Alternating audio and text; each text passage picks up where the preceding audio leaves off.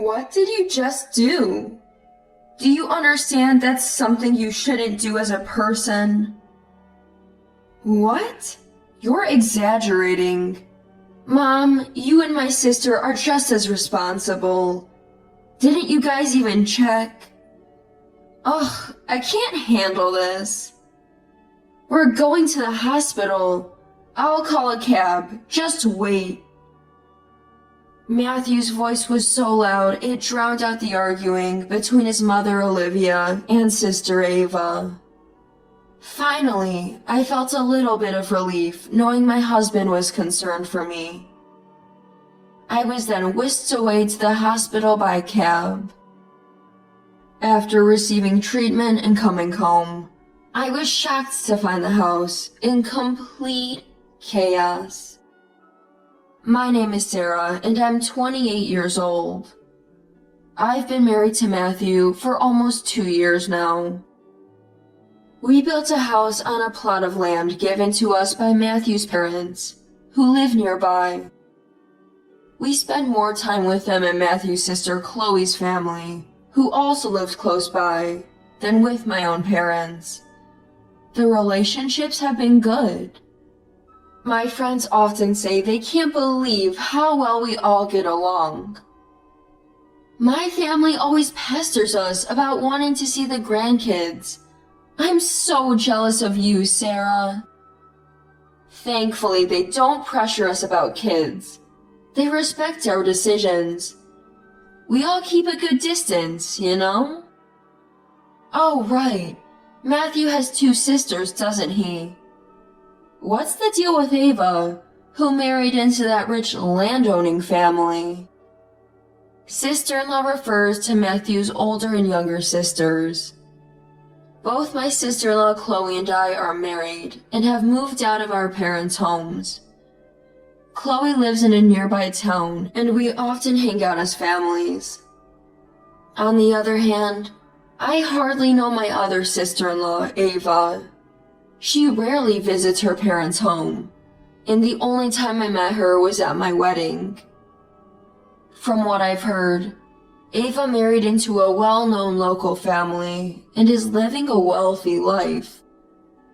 Ava's mother-in-law grows organic veggies on their sprawling property, and we often get a share of the bounty. I see Chloe all the time, but I barely know Ava. Oh well, keeping some distance is probably best. I'm so jealous. Whenever friends gather, most people gripe about their husbands or in-laws, but I was completely free from the so-called mother-in-law and daughter-in-law conflict. I never thought I would end up in a life-threatening situation, though. One night after dinner, a message popped up on my phone. Oh, a message from Chloe. What's up? She's saying we would have a dumpling party tomorrow. Your favorite. We had dumplings just yesterday. How much do you like them? Dumplings are good any day. Yours are delicious, Olivia. Let's eat a lot. I'm grateful to Matthew's family for always inviting us over for meals. I'll bring drinks, sending message. Oh, Ava's coming too. Haven't seen her since the wedding. She said she's been busy helping her in-laws, so it's hard for her to get away. That's right. So tomorrow's a rare occasion with the whole family. Maybe we should stay over. The next day after work, Matthew and I met up at the supermarket. We bought drinks, appetizers, and desserts for 6 people. Us, my in-laws, Chloe and Ava. Then we headed to Matthew's parents' home.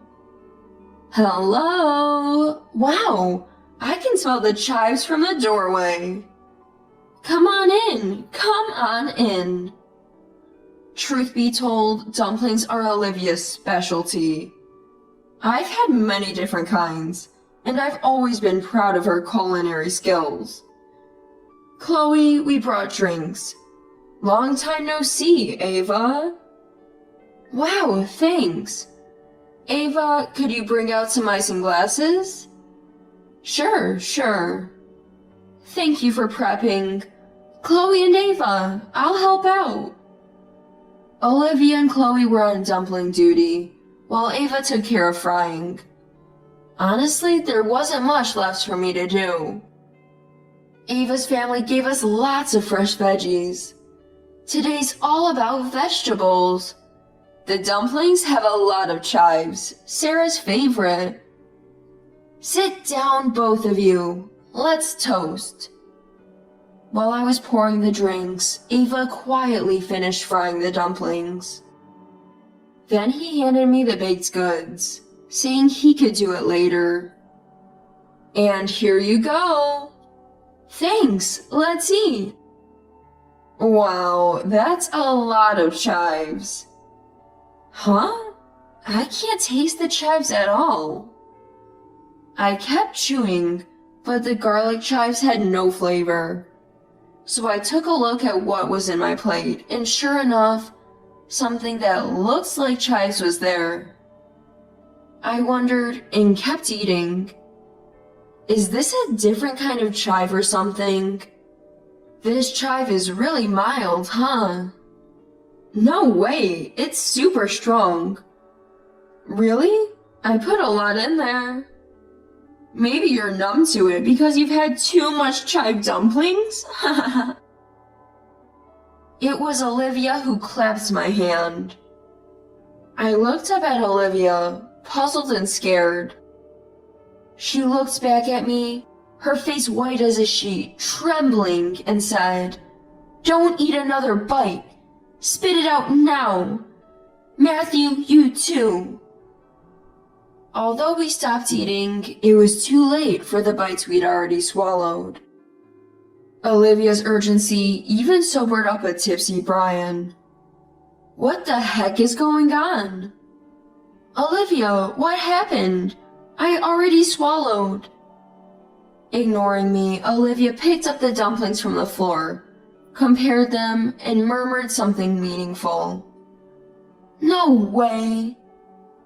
Chloe, sensing something was wrong, ran to the kitchen and hurried back holding what was left of the chives. This is the leftover chive we used, right? Matthew, the one you ate smelled like chives? Yeah, it was really pungent. Sarah, you didn't feel anything? Nope.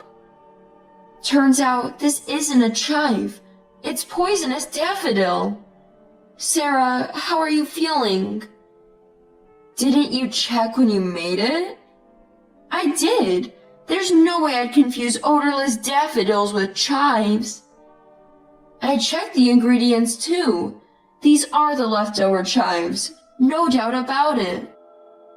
To my horror, what I had eaten was not chives, but poisonous daffodils. Daffodils often grow alongside chives and look very similar, especially when they're not flowering. Actually, Chloe is a professional nutritionist and chef. She knows all about food poisoning and would never mistake the two. Why would there be daffodils? Ugh. Within 30 minutes of eating, I was hit by an overwhelming wave of nausea, confirming my suspicion that the dumplings contained poisonous daffodils.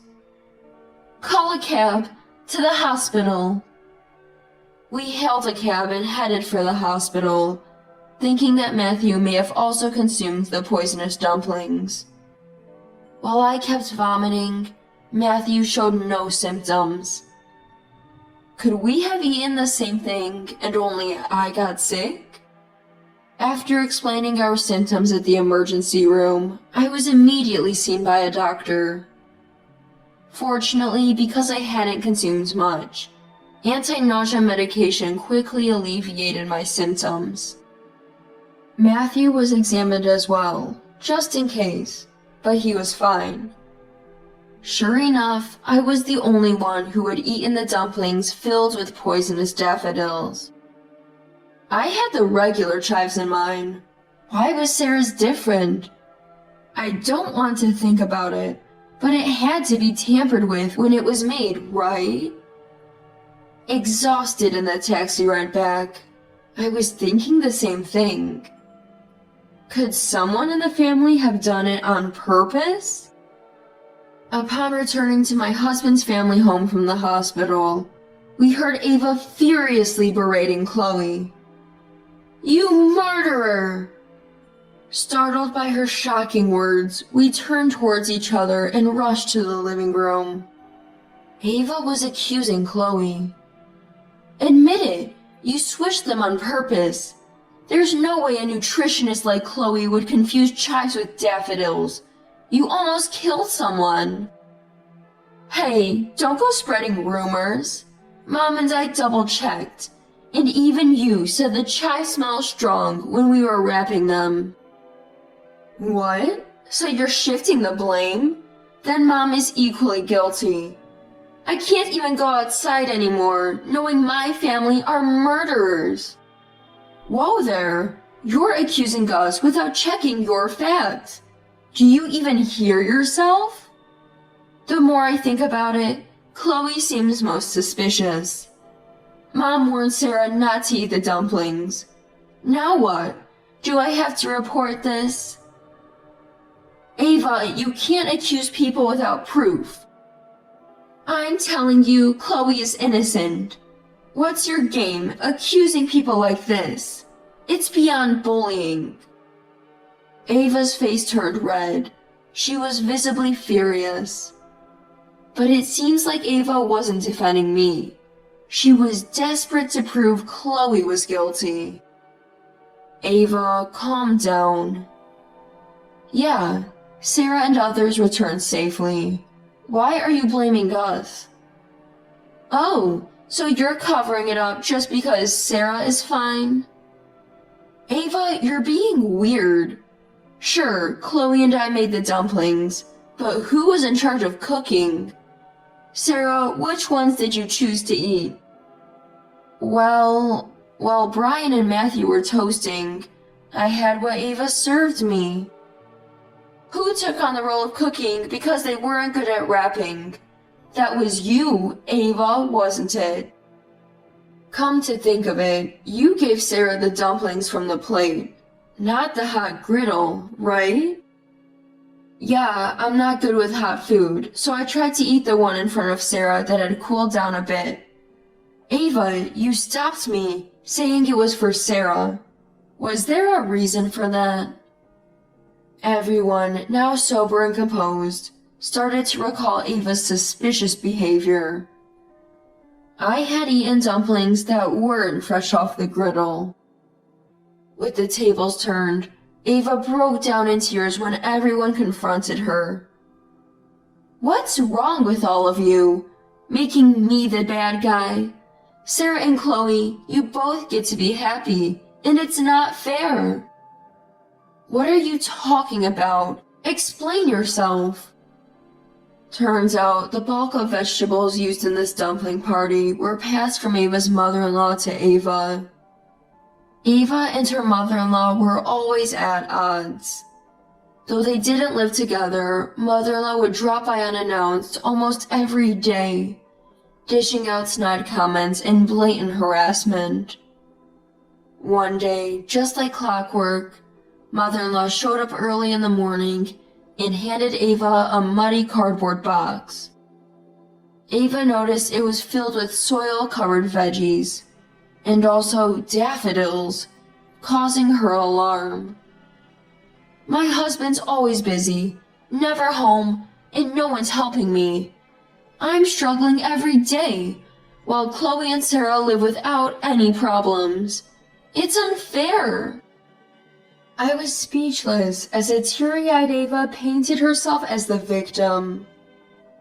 "My mom is planning a dumpling party featuring Sarah's favorite dumplings. It's like everyone treasures Sarah, and it's not fair." Ava was frustrated that while she struggled, I built good relationships effortlessly with Olivia, Brian, and Chloe. Fueled by resentment, she aimed her anger at me. Then, taking advantage of the upcoming dumpling party, she sneakily prepared daffodil stuffed dumplings. Volunteering to cook, she timed it perfectly to serve me the tainted dumplings. Unbelievable! If something happened to Sarah and my unborn baby, that would be murder. Yes, I was pregnant at the time. The reason I went to the hospital right after feeling a bit nauseous was that I was expecting.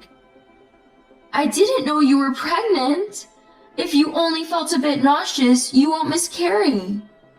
Get out! How dare you not apologize after doing something so horrific? Never come back. What? Whatever. I don't care about any of you anyway. Goodbye. Fast forward 1 month. After the poisonous dumpling fiasco, my unborn baby is doing fine, and I frequently receive caring messages from Olivia and Chloe.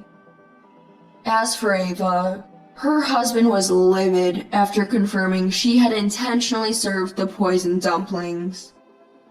When told by Olivia that Ava was stressed from mother-in-law's harassment, he was even more furious.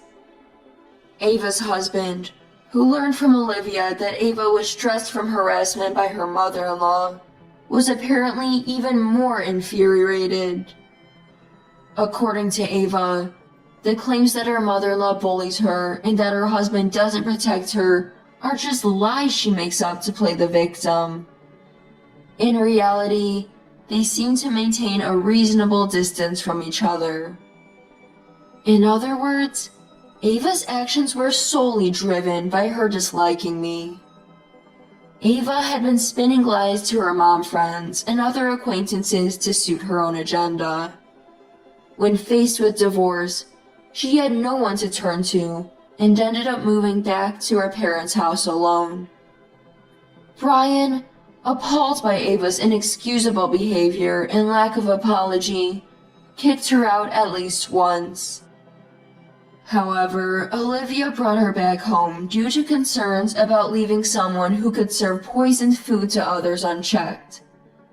They're in the process of re-educating her from scratch. Due to her repeated lies, Ava has lost trust from both family and friends. Now a recluse, she has aged dramatically. Despite her lonely and isolated life, she still posts online blaming me for everything. Chloe found out that she's living without even a mobile phone now. There's no way we're letting our child meet a woman who still refuses to reflect on her actions.